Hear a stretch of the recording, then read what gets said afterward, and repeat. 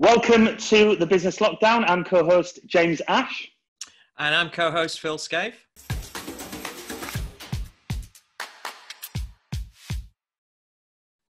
And we would like to welcome a very good friend of ours, Paul Gibson. I almost don't want to introduce you anymore, Paul, because I think I run the risk of not bigging you up enough, but talking too long to our audience. So carry on. The floor is yours, Paul. If you can introduce yourself, tell us about the businesses that you're involved with, that you own, you're director with, and some insight into those, please. Yeah, sure. So, Paul Gibson. I've run my own business as a founder for the last 9 years. It's principally eyewear.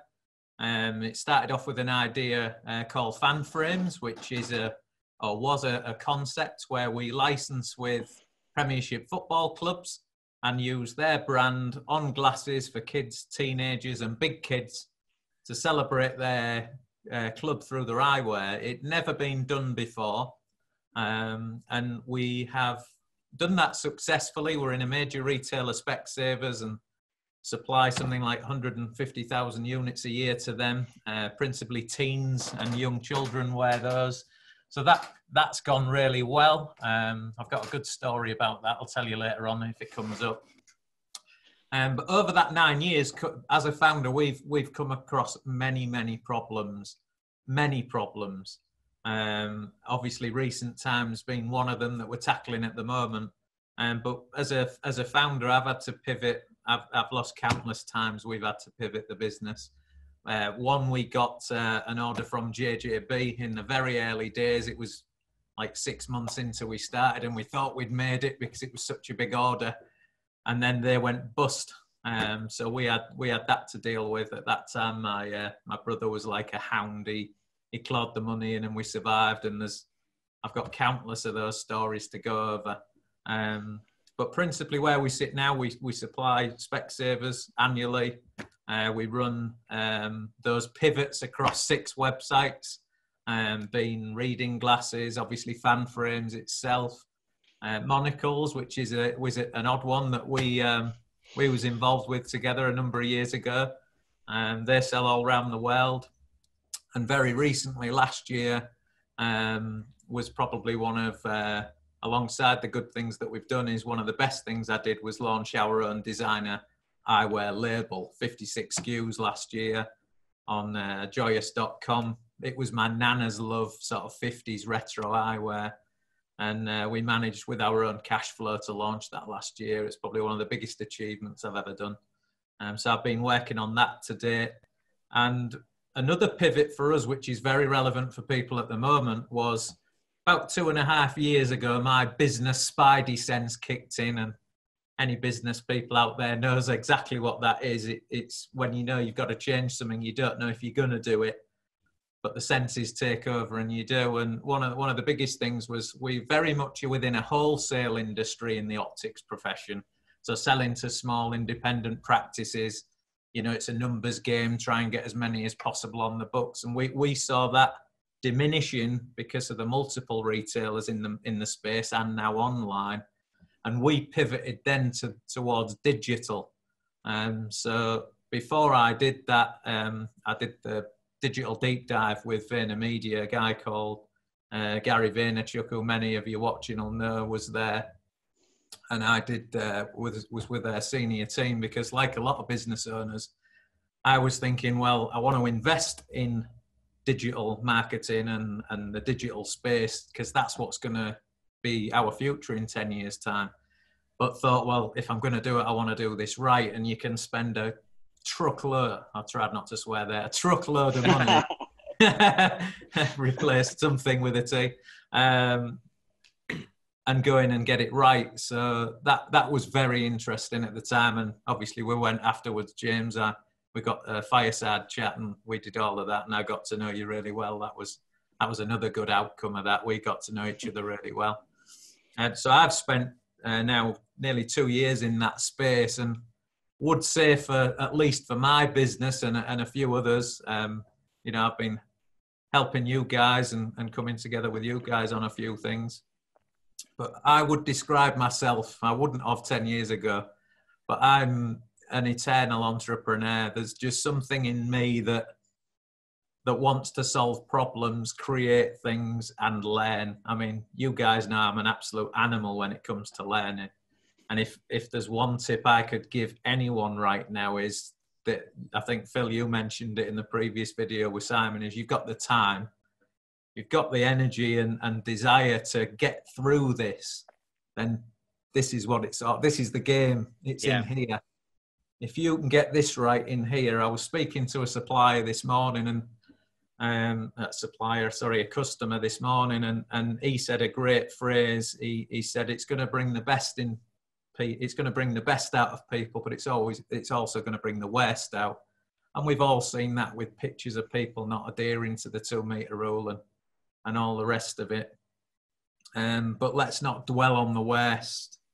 They're going to be judged afterwards when this is all blown over, be it you don't use the business, dare I say, or you disassociate or unfriend them. That's going to speak volumes, but let's dwell on the positive for now and get through it. I mean, that's how I feel. I had to take the decision and posted it on Facebook yesterday to close the office because I just value the people in here. You know, as much as my burning ambition wants to conquer the world, what comes first is the people that support you to do it. You can't do it without them. And, you know, dare I say it, that they're coming on public transport. I do. I've come in the car this morning because, like everybody else, trying to just adhere to the rules and are scared. You know, you want to protect your health and your family's health and your colleagues and staff. You just want to protect them. So having researched over the weekend, I made that exact decision, if you like, and I felt good about it. You know, it's those two things. You feel slightly down, dare I say, if I ever get down, but you have to do that. You know, 10 years of ploughing forward and then something out of your control forces your hand. But like I always think, if it's out of your control, why worry about it? Just adapt and get on with it. Really, just get on with it. And, you know, one of my key members of staff, she's constantly saying, I need to log on to this, I need to log on to that, which is just fantastic. You know, she's sat at home, she could put her feet up and get the kettle on, but she's not. She's supporting us. And I think that's a lot. So, you know, if you're showing that care to your staff, they're going to show it to you. You know, people inherently, I'd like to believe, are good. You know, and the good's going to come out. Hopefully, we're going to win. You know, the good war that we're all fighting now is we're going to come through it. We're all got fingers crossed. We're all going to be closer. There's going to be an understanding, and for me, I've had to be cash conscious in founding a business. And the one thing is it popped in my head, and I've seen it come up. People mention this rainy day. Well, it's here.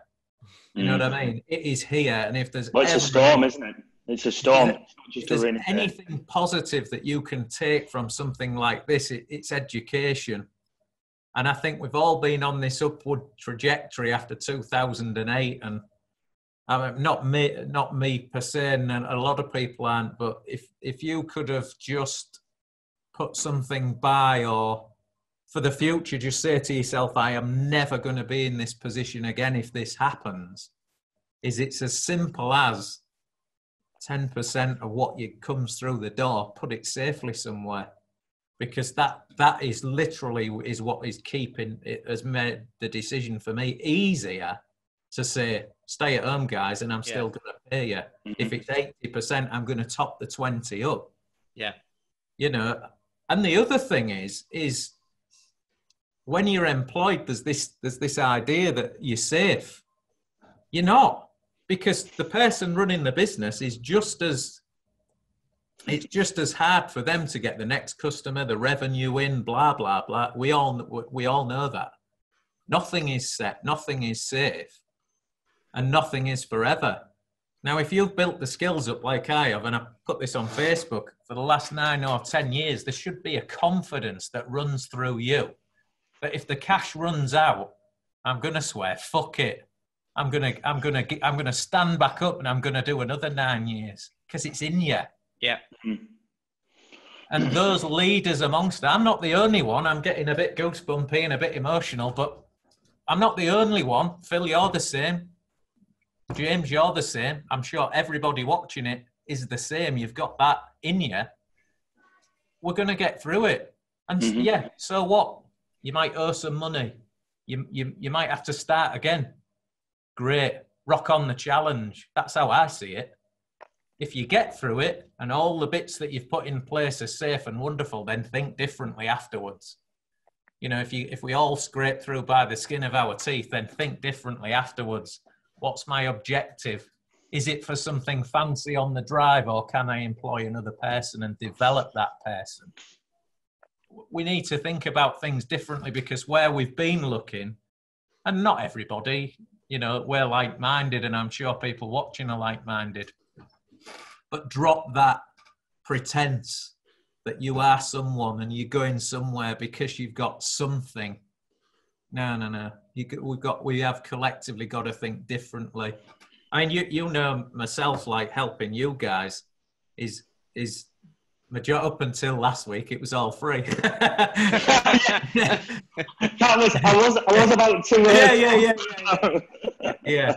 And but that's just a time thing. That's all that is. It's just a time. But yeah, I mean, you know, hopefully that strikes a chord with people. But the other thing is that do-it-yourself mentality. You know, I'm in a fortunate position where we've got a running cash flow. I've got orders on the books for 6 months. I can tighten up, and fingers crossed, if we, you know, I've put some money by. Fingers crossed, none of us know, like anything. Fingers crossed we'll weather it with the door shut. Fingers crossed, but who knows? Yeah. But let's not give up, you know. Well, we're not. Look at what we're doing. Yeah. This is why we're doing this. You know, I mean, you spoke about the importance of financially putting things aside, which I completely agree with. Absolutely. But, you know, what I'm kind of is that, and you just commented until last week, you did some work for our product website. For Oka Sand, we've got a skincare brand, and you worked wonders on our site, and there was a minimal cost that, and that's the first charge in what we've known each other since 2013, 14. Yeah. And apart from that, there's not been any money passed either way, apart from a coffee or a pint. And what was that? We've done I've done photo shoots for your Monocle brand, and with models, and hooked you up with contacts, and you've given us loads vice versa in the opposite direction. And I'm a big believer in times like this that all comes back in the other way. So with that in mind, what have you experienced in the last few weeks within your network, you know, with people contacting you, for the people that you've provided value their way, and they've done favours for you and provided value in the opposite direction? What have you experienced the past few weeks under these challenging times? Quite a bit of quiet, to be honest. I mean, me being me over the last 3 months, I've kind of hit another Paul silo, you know, where I go, right, well, I need to do this in my business, and I've gone and educated myself. So I've been learning 3 programming languages back to back to do work on one of our product websites. Sorry, guys, that's just me. I didn't do it well. James, you said you were going to do that as well, didn't you? That seems to I'm not going to swear at this moment in time, but let's just say no. That didn't cross my mind. I must have misheard that one. I mean, you know, it's the contrary to the previous talk. I mean, I'm a big reader. You know, I'm on the Monocle site. There was this thing nicknaming me Short Circuit because I flashed through a book as fast as that. You know, that's. There's a lot, but the good thing is it's learning styles are different. You know, I've learned the JavaScript programming language from a £9.99 course off Udemy, and then going back and forth, and just, you know, I'm a bit relentless, as you know, so I get an hour on a night and I'm back to it. Half an hour on the transport coming into work, and I'm back to it. You know, the skill base is easy to learn, and it's almost free. The times that usually the variable, as you mentioned before, but if you've got it now, and I know that's difficult if you've got kids climbing all over you and all that sort of thing at the moment. I've seen a couple of videos of people trying to work from home, and that's tricky. But yeah, it's all out there for a quick Google. Yeah. You know, and I've got not thousands. I've got lots of sources I know I've shared with you guys for social media and how to Facebook advertise and how to digital, all of that. If anybody wants it, then drop me an email. I'll send them across. But the time is the variable. How you use that time.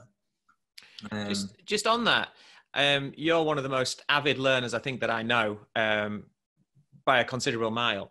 So you've already got a depth of knowledge and experience that surpasses most people. But if you were to sort of strip that back, given what we're going through, what would be like some of the first things that you would put your 20 hours, your master something, well, not master, but obviously, get to know something in the first 20 hours. Where would you put those 20 hours? What topics would be, your first items as a standard business owner sort of going through this? Where would you put your time priority, those 20 learning hours each week? 20. Well, it depends so much on what you want to achieve. Sure. First hour, sit and think, where are you going? This time apart is where do I want this to be in 10 years? Sounds a long way off now, but where do I want it to be in 10 years? And then literally reverse engineer it back. How's that look at year 9? And get it on paper, because it's hard in your head to do that. 7, 6, 5, 1. You get it back to 1, it's easy, right? 4th quarter, 3rd quarter, 2nd quarter, 1st quarter, now. And the answers are easy after that. Yeah. If it takes you 20 hours to do that, do that. Because all the answers will come to you. You don't have to be an avid super learner. If you put time into just seeing where you're going, and then you don't have to wonder what to do. Yeah. Because from inside it comes out, because you know where you're going, and you know what needs to be done now. And everybody, like you guys doing this, you both know this is important to do. You've been given the window now to do it, and you've done it. Hat off. That bit's easy. As it learning it, it depends what you want to do, doesn't it? Depends what level you're coming in at, and so, I'll give you a quick look at what I'm reading. Yeah. You've probably got it. Oh, where is it? Boom. The Ocean strategy for anyone. I've got a Frenchy speaker. Audiobook. But yeah, that's it. Audio, visual. One of those. There's loads of guys I follow over the time, but that if you like watching videos, then there's you probably heard of him, Jim Rohn, a guy called Jim Rohn. Did he just host Bullseye? That's Jim Bowen. Yeah. Yes. He's got videos from the 70s and 80s, 4 or 5 hours long, on how to self-improvement and where to start and what to do. Yeah. Tony Robbins got a lot of his stuff from Jim. Yeah, it's his mentor, wasn't it? Yeah. That's a good one. One that very few people know about, and unless you're in the consulting world, is a guy called Sam Ovens. This guy, I've had nothing to do with Sam other than watch his videos for free. If you ever see this, Sam, thanks. Yeah, it's on next week. Yeah, you're lucky sods if he is. He doesn't do this sort of stuff very often. He is unbelievable. The guy is. He takes a scientific approach to what he's doing, and he's broken individual things down in the consulting world to offer that to people in that space. But the value you get from one of his videos is crazy. It's ridiculous. He's given me a read. I've got a reading list as long as my arm for the year just from one of his videos. You know, quite a young kid as well. You know, he's I think he's early 30s. He's very, very good. You know, if you got some time, look him up. The videos are very, very good. High quality stuff. Certainly on self-improvement and eliminating the waste and all that type of stuff. Really, really good. Well worth a watch. There you go. So we've got Sam Evans and Jim Rohn as the two starting points. Yeah, if video's your thing, that's a good start, yeah. Yeah. Very inspirational stuff. Paul, you spoke about the importance of really looking into how the road ahead looks like, and so the kind of importance of planning there. What's your take on where people can run the risk of procrastinating or taking too long or too much time at the planning stage? Because I mean, if we talk about, if Phil and I look at Phil and I have been talking about putting together a podcast since last June, Phil, and we've bought different equipment because we thought, no, we want the boom microphones, and then we bought the clip-on mics because we'll go down that route, and how we were going to, how it was all going to look and brand up, and it's a situation like this under these challenging times that has then resulted in us just going, like, we just need to go for it and put it out there, and we'll get better as we go, and people will connect with us as we put episodes out. So what's your take on the take on that? I mean, my biggest thing with anything is keep it simple, and that for me is fear. It's pure fear. It's fear of looking bad in front of people you know and love. It's fear of failure. It's fear. The good thing when you've failed at an awful lot of things, which I have, but I've also succeeded in a lot of things, but it's because I've failed at a lot of things. And the fear then goes, I fear nothing. And I'm being deadly serious, nothing. If I want to do something, the fear of failure for me doesn't even exist anymore. It did up until very, very recently. I've not always been like that. Probably up until my early 40s.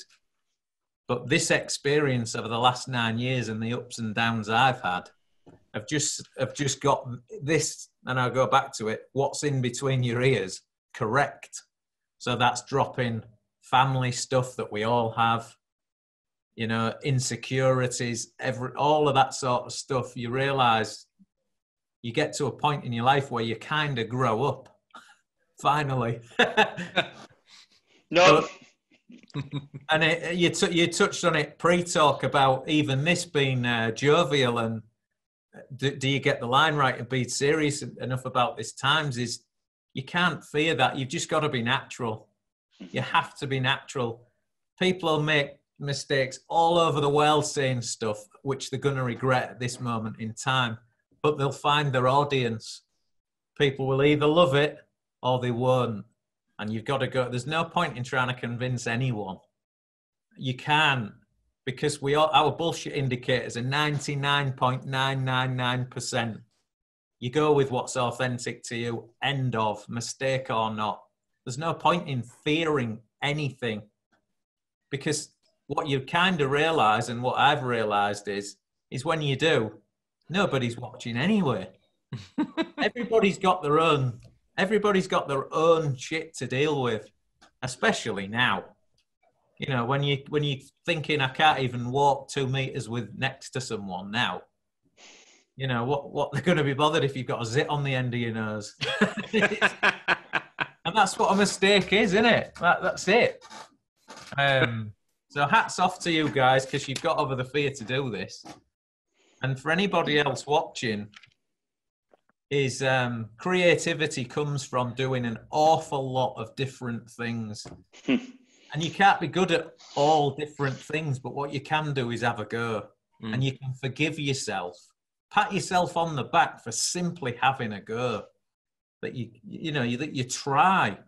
My hat's off to anybody that has a go. Anyone. You know, and the analogy of someone 40 stone running down the road feeling everybody's going to be watching them. I see him and I think, well done, mate, because that is hard. Yeah, absolutely. You know, that's probably the simplest way I can put it.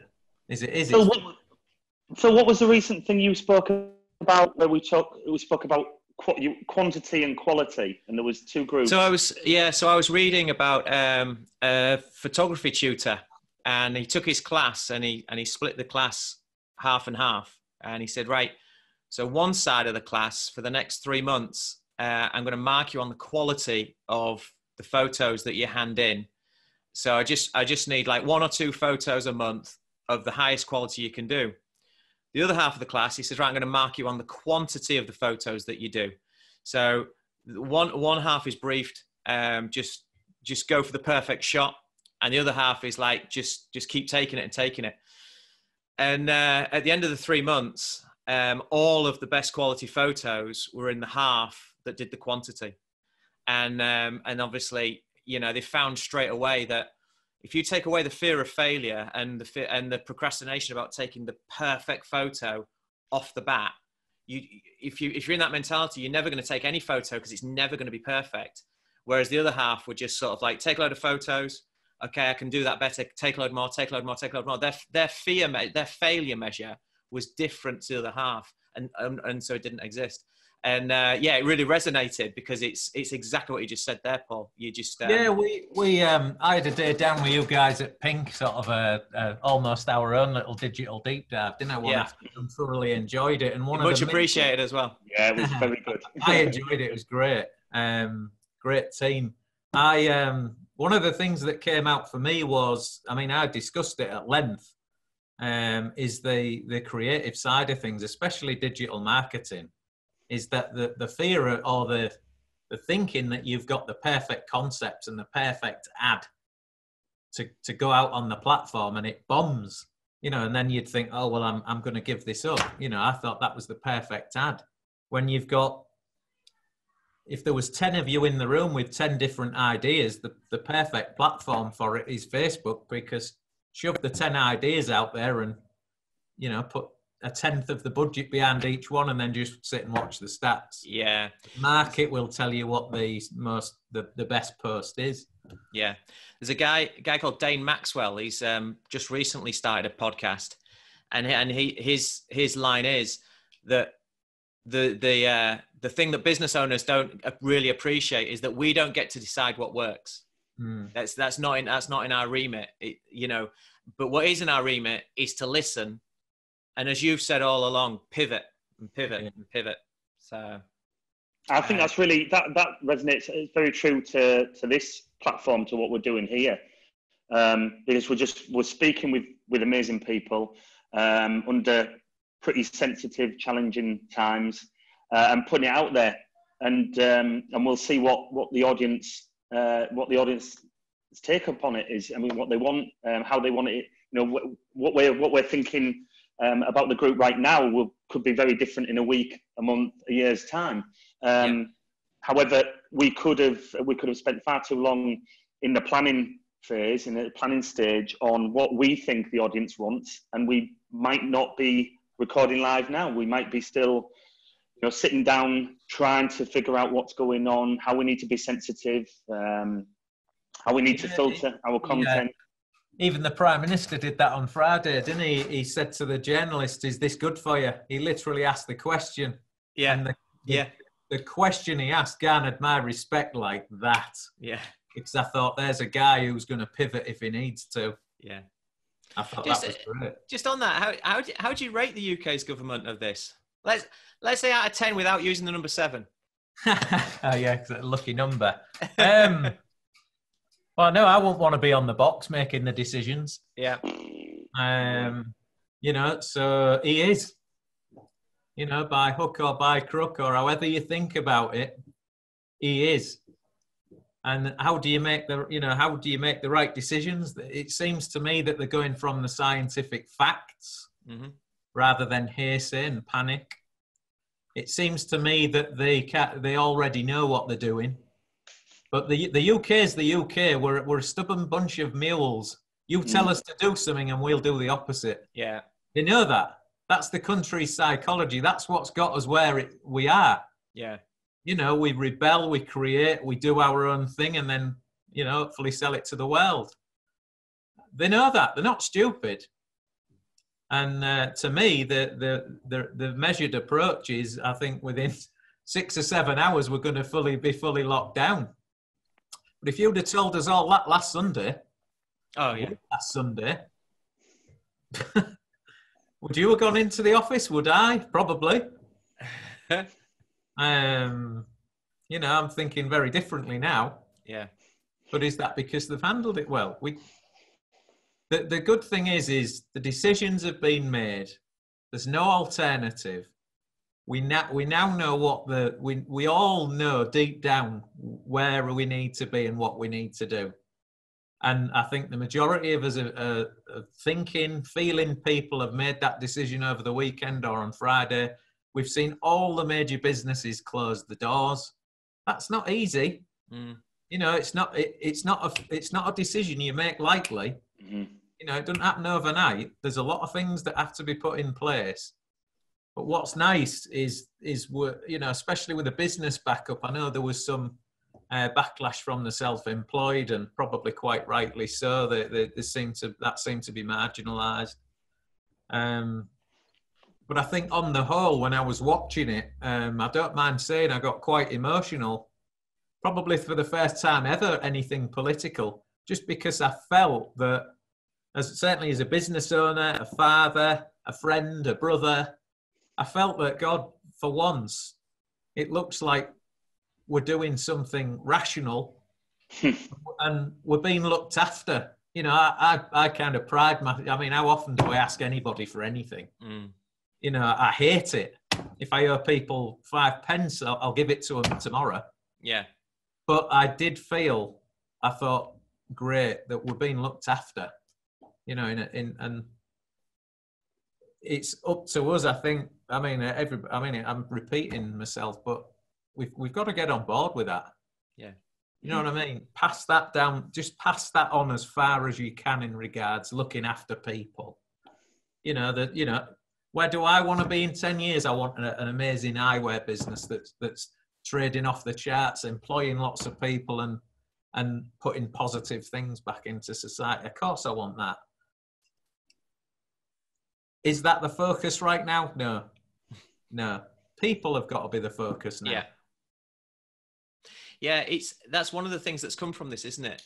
Community, and also it's changed your values. It's flipped them around. It's all about health, and it's all about people. You know, and money and things has gone so far down the list, which, you know, it's completely polarized the world we lived in just a week ago. And I think it does anyway, because anybody that's made money fears losing the damn stuff. So if you've got it or you haven't, you fear not having it, or you fear having it. Yeah, absolutely right. I mean, have you purchased anything that you wouldn't normally have bought, either for work or for at home, to help you get through either the isolation or the change of your business model or anything like that? No, because my wife and people that know me dearly know I live in a bubble anyway. A self-created one, for lots of reasons that probably need a longer podcast. Episode 2. But you know, I've kind of created this world around me that is kind of isolates me anyway. Maybe that's something I need to do something about afterwards. You know, I didn't know this would. Is there a couch anywhere?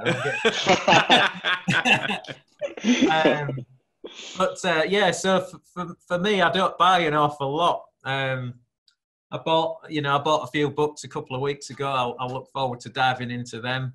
But everything in my life really factors around my business life or family life. Yeah. There ain't an awful lot else for me. It's pretty polarized in those two areas. Yeah. You know, so for me, it's sad that I ain't got my team here. I was saying to James just pre-video that the energy is different, and you know, I found myself, and I'm sure people at home I'm like 10 or 15 minutes. I'm thinking, well, what shall I do next? Just because you're used to grabbing a cup of tea and having a chat with the guys and the energy boost you get from that and all that sort of thing. So yeah, it's different. So that's a little bit melancholy, a bit weird. Fish and chip Friday. You'll miss that. It's Hot Food Friday. We've actually been going down to Trinity. The food market down there is great. Loads of different little stalls and good food down there. And unfortunately now with us all isolated, but the long benches, you just go in and sit next to different people and end up chatting with them, and a good space down there. So when it's all over, I'm sure we'll look forward to getting back down there and enjoying that. But for now, it's, Yeah. I think we will all be so much more social when we're finally allowed to. I think it'll be exponentially more. Well, it's funny that, because that's something I love naturally anyway, and it's something about the UK that I've struggled with over the years. Certainly in winter, everyone's heads are generally down, and if you're walking about in flip flops in November with a smile on your face, with winter coming into place, and people wonder what's wrong with you, and you'll be on the couch next to Paul. We've seen that, aren't we? I saw there was two photographs popped up on Facebook, and it said before the quarantine, and it showed a family all on iPads on mobile phones, and it says now we're told to sit indoors, and it showed families out in the park. It's that thing, we don't like being told what to do. Yeah, exactly. Yeah, everybody's saying don't have so much screen time, so what do you do? Yeah. You take that freedom, that choice away, and we want to do the opposite, don't we? Yeah. We want to do the opposite. So just before we kind of sign off, Paul, I'd like to know what would you consider? What springs to mind when I asked you what's the moment, the low point in business that stands out to you, and what's the high point? What's something that you would choose as your low and high point in a nutshell, and why? Oh, that's a good question. I'm going to give a real obscure answer to this. Low point, there isn't one, because I signed up for it, and I'm responsible. The high point is I signed up for it, and I'm responsible. How's that? Yeah. I feel there can't be a low point. However bad it gets, there can't be a low point, because I'm in control of it.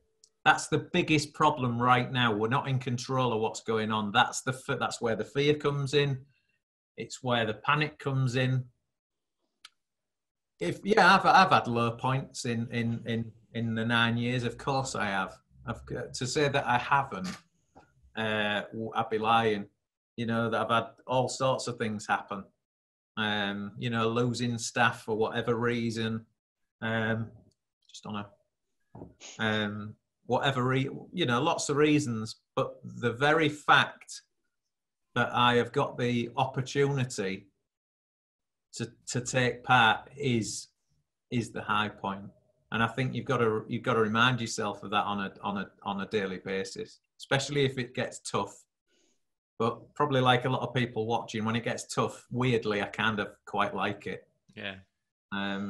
When things get easy for me, I start looking for something tough to do, which is what the programming was all about, I'm sure. I think you've got to be mindful and very, very grateful of the opportunity you've got. One, if it's just to look out the window and see the birds singing. Just as simple as that. But to dance on a business stage and create products and sell them to people and have an impact on someone's life, is that not just the highest it gets? That's the reward. That's what we need to tune into. I got into it for the payoff. Completely honest, the payoff. I've got a chance to be a gazillionaire, and it's funny because nearly 10 years in, it isn't that matters. If that comes in, I'm not gonna say no. It's a long way off if it's gonna. But what it's done for me is, and hopefully that comes across with some of the advice I'm giving, it's what's in there. That's the most valuable bit. So if things get low, you've got the toolbox and appreciation and gratitude to go, I've got a reason to get out of the bed this morning. Because that's what happens when people get low, is they don't want to get out of the bed. Give yourself a reason to get out of the bed, however small. That might be reading a book over the next 2 weeks. It might be starting a business on an idea that you think can generate jobs and wealth and all the rest of it. Doesn't matter what it is, but give yourself that reason, and then be grateful that you can work towards it every single day that you exist. Because, you know, looking around, there's a lot of people that unfortunately are not going to exist. We've all got that gift. Look after it, preserve it, and work your ass off on whatever that goal is, and that will bring this. It will. It will, and I can tell you it will, because it has for me. And I've had major problems. Major. I've fallen out with my family through business. That family has returned because I've kept on my path. And the fault of any situation, and this is tough to do, is just stand up and take responsibility for it. Because that gives you a level of ownership of your own mind and control of what you're doing, whatever the circumstance. It's hard to do because it's nice to blame your boss or blame society or whatever, but you can only do in this minute and today what you can do. And if that's all you do, wonderful. Be grateful of it. It will change the way you see the world. It really will. Well, that is the sign off of all sign offs. we might as well.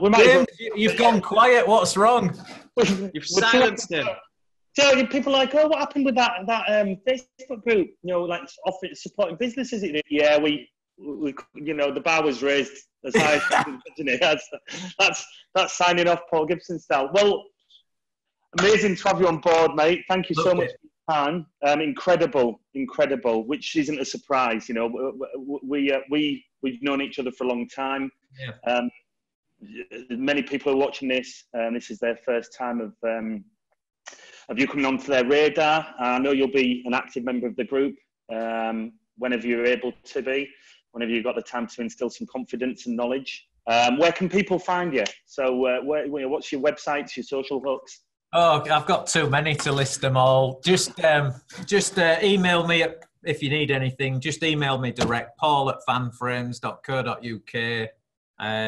I'll respond back. All of my social tags and websites are on there. I'll be here forever if I list them all. But the other reason is because it's kind of not for me that I'm doing it. That's why I'm not going to list them as well. Is that let's stay authentic about it. It's value for other people. That's how I see it. But if I can help you out, paul@fanframes.co.uk. Let's hook up. Let's get together. If I can help you out, then I will. Yeah, no problem. Mr. Gibson. Appreciate it from us. Oh, sir. Thank you everybody for joining us on the Business Lockdown. And once again, thanks, Paul Gibson. Much appreciated. Cheers, guys. Yeah, thank you, Paul. Thanks for that.